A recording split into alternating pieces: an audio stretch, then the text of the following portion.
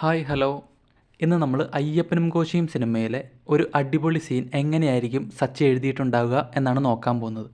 അപ്പോൾ നമുക്ക് തിരക്കഥയിലേക്ക് പോകാം. എക്സ്റ്റീരിയർ ഷോട്ടാണ്. ഈ സീൻ മൊത്തത്തിൽ എക്സ്റ്റീരിയർ സീനാണ്. അപ്പോൾ പുറം, അട്ടപ്പാടി ഫോറസ്റ്റ്, വൈകുന്നേരം. കൊടും കാടിന് നടുവിലൂടെയുള്ള വിജനമായ റോഡിലൂടെ കോശി നടക്കുന്നു. അയാൾ അവശനാണ്. ജുബ്ബ് ഊരി തോളിലിട്ട് ചെരുപ്പ് കയ്യിൽ പിടിച്ചാണ് അയാൾ നടക്കുന്നത്. നടത്തത്തിനിടയിൽ റോഡിൽ ആനപ്പിണ്ടം കിടക്കുന്നത് കാണുന്നു. അത് കണ്ട് കോശി ചെറുതായൊന്ന് ഭയപ്പെടുന്നു. കാടിനുള്ളിൽ നിന്നും എവിടെ നിന്നൊക്കെയോ ആനയുടെ ശബ്ദം കേൾക്കാം. അയാൾ ചുറ്റിനും നോക്കി വേഗത്തിൽ നടക്കാൻ ശ്രമിക്കുന്നു. തൊട്ടടുത്ത നിമിഷം മുന്നിലെ കാഴ്ച കണ്ട് കോശി നിന്നു. അയ്യപ്പൻ നായർ ബുള്ളറ്റിൽ അവിടേക്ക് വരികയാണ്. അയാളെ അവിടെ തീരെ പ്രതീക്ഷിക്കാത്ത മട്ടിൽ കോശിയുടെ മുഖം മാറി. അടുത്ത നിമിഷം എന്താകുമെന്നറിയാതെ കോശി വസ്ത്രം ധരിക്കുന്നു. ചെരുപ്പിട്ട് തെല്ലും ഭയമില്ലാത്ത മട്ടിൽ മുണ്ടു മടക്കി കുത്തുന്നു. അയ്യപ്പൻ നായർ കോശിയുടെ മുന്നിൽ ബുള്ളറ്റ് തിരിച്ചു നിർത്തി. ശേഷം സഹതാപത്തോടെ കോശിയെ നോക്കുന്നു. അപ്പോൾ കോശി അവശതയോടെ, ഇതാണോ എന്നെ എവിടെ എത്തിക്കുമെന്ന് കാണിച്ചു തരാമെന്ന് പറഞ്ഞത്? അപ്പോൾ അയ്യപ്പൻ നായർ, അതിതല്ല, അതിന് കുറച്ചും കൂടി പോകാനുണ്ട്. അപ്പോൾ കോശി ഒന്നും പറഞ്ഞില്ല. അയ്യപ്പൻ നായർ, ക്ഷീണിച്ചോ?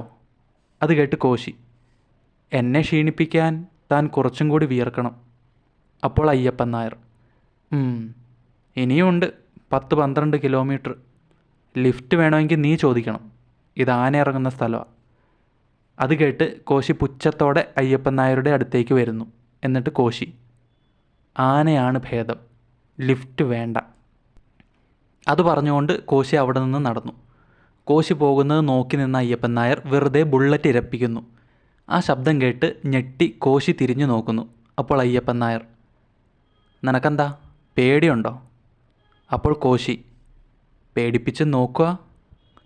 കോശി കൂടുതലൊന്നും ആലോചിക്കാതെ അയ്യപ്പൻ നായരുടെ അടുത്തേക്ക് വന്ന് കൈകൊണ്ട് ലിഫ്റ്റ് ചോദിക്കുന്നു. അതായത് കൈകൊണ്ട് ലിഫ്റ്റിൻ്റെ ആംഗ്യം കാണിക്കുന്നു.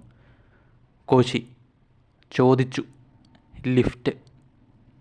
അയ്യപ്പൻ നായരുടെ മറുപടിക്ക് കാത്തു നിൽക്കാതെ കോശി അയാളുടെ ബൈക്കിൻ്റെ പിന്നിൽ കയറിയിരിക്കുന്നു. അയ്യപ്പൻ നായർ പുഞ്ചിരിക്കുന്നു. എന്നിട്ട് കോശി, പോട്ടെ. അയ്യപ്പൻ നായർ ബൈക്ക് മുന്നോട്ടെടുത്തതും പുറകോട്ട് വീഴാതെ കോശി അയാളുടെ തോളിൽ പിടിക്കുന്നു. അപ്പോൾ അയ്യപ്പൻ നായർ ദേഷ്യത്തോടെ, കൈയിടറാ. കോശി കൈമാറ്റുന്നു. രണ്ടുപേരും ബൈക്കിൽ മിണ്ടാതെ ഇരുന്ന് യാത്ര ചെയ്യുകയാണ്. കുറച്ചു ദൂരം ചെന്നതും അയ്യപ്പൻ നായർ, കട്ടപ്പനയിൽ നിന്ന് ആൾ കയറിയോ? അപ്പോൾ കോശി, എന്തിന്? അപ്പോൾ അയ്യപ്പൻ നായർ, നിൻ്റെ ബോഡി കൊണ്ടുപോകാൻ. അത് കേട്ട് കോശിക്ക് ദേഷ്യം വരുന്നു. കോശി ദേഷ്യത്തോടെ, എടോ താൻ ആരാടോ? ഒരു മുണ്ടൂര് മാടൻ. താൻ മാത്രമല്ല ഞാനും കൊന്നിട്ടുണ്ട്. അപ്പോൾ അയ്യപ്പൻ നായർ, കൊല്ലാൻ എളുപ്പമാ, ചാവാതെ നോക്കലാ മിടുക്ക്. അതുണ്ടോടാ നിനക്ക്? അത് കേട്ട് കോശി ദേഷ്യത്തോടെ മുഖം തിരിക്കുന്നു. അവിടെ റോഡിലൂടെ കുറച്ച് സ്ത്രീകൾ വിറക് തലയിൽ വെച്ച് നടന്നു പോകുന്നത് കോശി ശ്രദ്ധിക്കുന്നു. വിറക് കെട്ടിൽ വാക്കത്തിയും ഉണ്ടെന്ന് കണ്ട കോശി അടുത്ത സ്ത്രീയുടെ വിറക് കെട്ടിൽ നിന്നും വാക്കത്തി എടുത്ത് അയ്യപ്പൻ നായരുടെ കഴുത്തിൽ വയ്ക്കുന്നു. അയ്യപ്പൻ നായർ തെല്ലും ഭയമില്ലാതെ ബൈക്ക് ഓടിച്ചുകൊണ്ടേയിരിക്കുകയാണ്. കോശി ദേഷ്യത്തോടെ, കട്ടപ്പനയ്ക്ക് ഞാൻ തിരികെ പോകുന്നുണ്ടെങ്കിൽ ജീവനോടെ തന്നെ പോകും. തനിക്കത് കാണാൻ ആഗ്രഹമുണ്ടെങ്കിൽ മാത്രം താൻ അത് ജീവനോടെ കാണും. അയ്യപ്പൻ നായർ ഒന്നും മിണ്ടാതെ ബൈക്ക് ഓടിക്കുകയാണ്. കോശി ഇപ്പോഴും വാക്കത്തി കഴുത്തിൽ തന്നെ വെച്ചിരിക്കുന്നു. കോശി, തൻ്റെ ബോഡി ഞാനിപ്പോൾ ഇവിടെ നിന്ന് എടുക്കുന്നത് കാണണോടോ?